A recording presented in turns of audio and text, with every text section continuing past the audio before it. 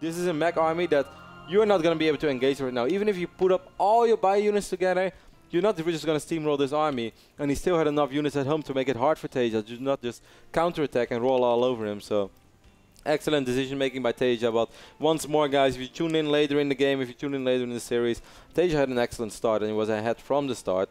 So we'll see how it goes right now, and hopefully a completely different game.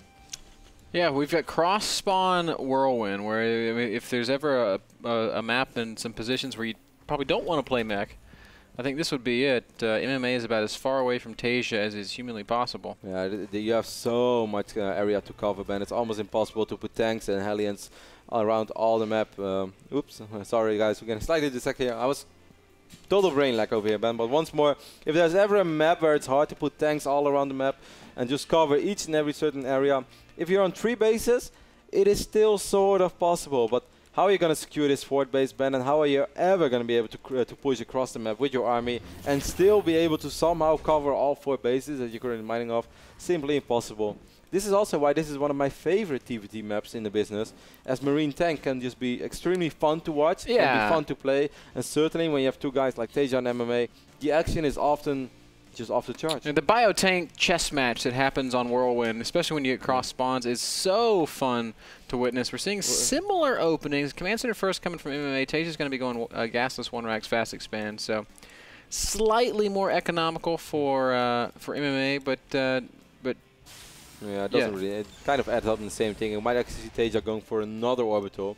Even though that's a little bit risky in TVT, we don't see it all that much. But once more, guys, Whirlwind is such a big map that, hey, you might be able to get away with that. I saw crazy TVT on this map not too long ago. I think it was Flash against Ryong. It was at least Flash. I think we watched that game together in your living room. Man. Man, Flash is so good. Like, I hate being like... a lot of commentators sometimes fall into the hole of being like, oh, this guy's just so good. He's just so good. But like when I watch Flash play, that's all that I can think. That's just it. My brain just. I mean, I don't think anyone's going to be critical of you, Ben, to say that Flash is good. He's probably the best RTS player to ever live on this planet. He is the greatest strategy gamer. I mean, at least Brood War, and I think Brood War is safely to say that that was the hardest RTS ever made. At least played on a certain level. It was just close to impossible. So yes, Ben, I think we can say that Flash is that good, and no one will get mad at us. I love the Flash meme where he's like, played some League of Legends. The other guy was pretty good at controlling his 5 heroes. I think he could do that. He could do that. I mean, it's going to require lots of practice, but I think he can do it. I think Flash could come to the studio and play 2 games of StarCraft at the same time and win them both. Against us? Yeah. No. How can he defend my Void Rail in? It's Flash, man. Void Rail in. It's Void Rail in. If the Void Ray is charged, it doesn't matter who you are. Have you seen Flash play? He doesn't even touch the keyboard. He just crosses his arms and controls his units with his brain.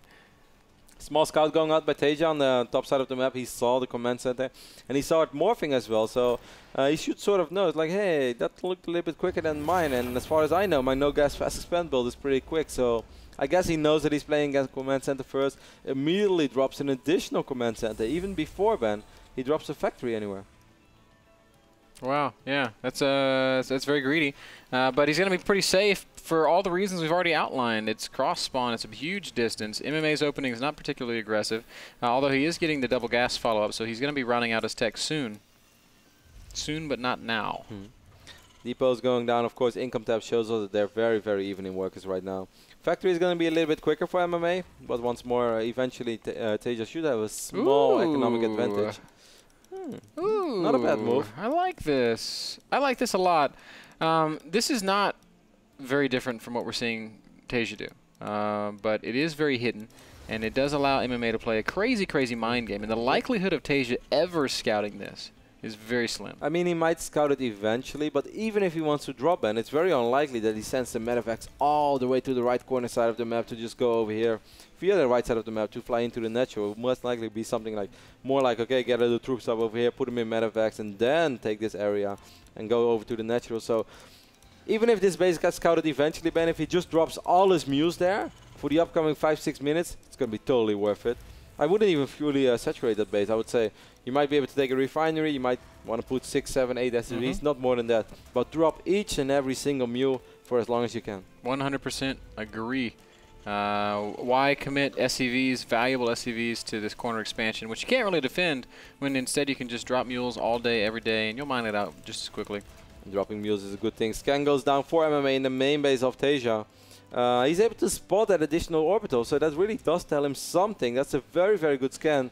On the other hand, we can see that Taeja did not scan the main base of MMA yet. Yeah, he's playing kind of blind, sitting back, being nice and greedy, getting his upgrades. We can see that both players this time are going to be focusing on their bio, and again, this is just because this map is so big, you really can't play mech here. Small supply block over here for Taeja. Of course, he's going to be able to take care of that soon, but still took. It's going to take him a good 15 to 20 seconds. A little bit sloppy. Tech lab spinning actively banned as we see combat shield being researched and Stimpack being researched as well. More and more Rexes going down. As we already mentioned before, this is probably the ultimate marine tank map. And sometimes you even see veteran players completely ignore tanks. They might get a couple of tanks early on, but as soon as the marines hit those 3-3 upgrades, they just ignore tanks and go full marines. And you just get these crazy, crazy sort of Braveheart scenario fights where both players have over 100 marines. And there's just madness all around. Yep, Marines lined up across 3 or 4 screens. Yeah, man, it's like World War I. I've got Marines for screens. Yeah, then having a big monitor really helps. Or widescreen. If you still play 43 and you have like a 100 Marine fight, oh man, it's not gonna work. A lot of people still play I shouldn't say a lot of people. Yeah, there are a few. Baby Knight's one of them. Baby Knight still plays on a 43 ratio. But I think with Protoss, Ben, I feel that Protoss is probably the best race to play 43 because every unit is so important, every single shot matters, and I feel that it's very micro-intensive in certain phases of the game, that if everything is centered and small close together, it helps you a little bit more. For instance, Zerg, you want to swarm your opponents, you want to go for those big engagements, so seeing more helps you control several groups of armies more, while Protoss, most of the time your army is very, very centered in the center of your screen. And Terran, of course, on the other hand, can be very positional. So that's also not something that you want to play 43 with. Yeah, I like that sort of analysis. That makes a lot of sense to me. Small drop moving around the bottom half the map here for MMA. A couple of Vikings escorting this medevac. Yeah, that's very cool, man. This is like Air Force One. Yeah, man. It's like President. Barack, you in there? Barack, if you're in there, just keep. Michelle is not gonna like you sitting that close to the medic, man. Yes, the medic is kind of attractive. We had that before. We had a president like that. Please do not turn into that. 2 upgrades are on the way. Oh, look at Taeja with the game sense. Just knows. Yeah, he didn't even see it. Didn't see. Perhaps he could have heard it though. Those Vikings, man, they make a lot of noise. How does he know? He just knew. Because the F-16s went through the sound barrier, man. I heard the sonic boom. Yes. Sonic boom. Medevac's just gonna idle over here for a little while.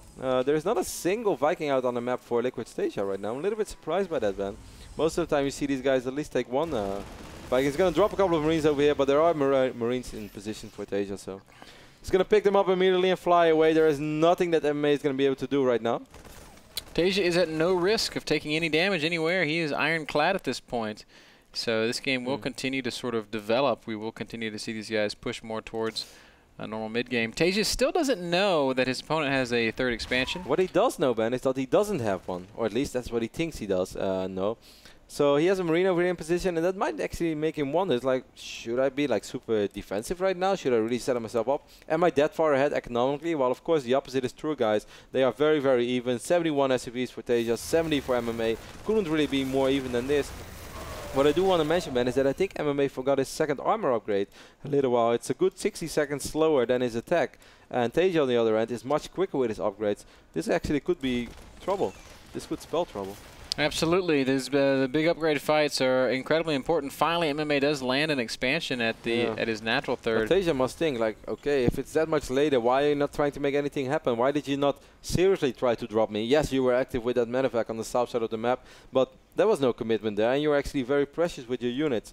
I think that Taeja might now, he's got to be suspicious. He's really got to be thinking maybe. Because, I mean, he knows, hey, I'm Taeja, I'm freaking good in this game, but I'm also playing against MMA, who should be almost just as good as me. So why is everything I do so much quicker than what MMA is doing? What Taeja does do more quickly than MMA is he macros up, man. He's got a 20 supply lead.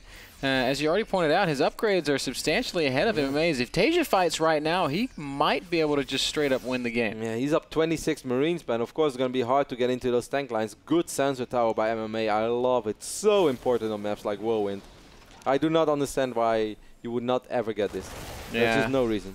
Right, it took a long time for Terrence to really utilize the sensor tower. Oh, really big sim over here, but for Taeja, he still has that upgrade advantage. Yes, he does. He's going to come crashing right through. 1, 2, 3 siege tanks. Oh, no. GG. I was waiting for you to guess. And sorry, man. I had to sneeze. I mean, I know that really takes away from the climax of the battle, but you know, I tried to run with it, but I had to sneeze, man. Wow. I don't really know how to look at this game. MMA tried to cut a corner. He went up to 4 bases way before Taeja would have gone up to 4 bases. He had the hidden expand. That, of course, delays everything else a little bit. But I feel the biggest problem was, man, the upgrades. If he has 2 Marines over there and he has more tanks siege up, he should survive. And after that, he's actually going to be the one in better position because he's going to be able to mine from his 3rd base for a much longer time than Taeja was. Oh. Taeja just hit a great timing in there, Kevin. Just an absolutely fantastic timing. Yeah. He had the big advantage. It hurts me to see MMA sort of going down like this. He's down 0-2 already. Of course, this is still far from over. He's still one of the best Terran players in the world, even though some people might say currently he's not. For me, he is, man, because once a champion, always a champion. I still believe in him.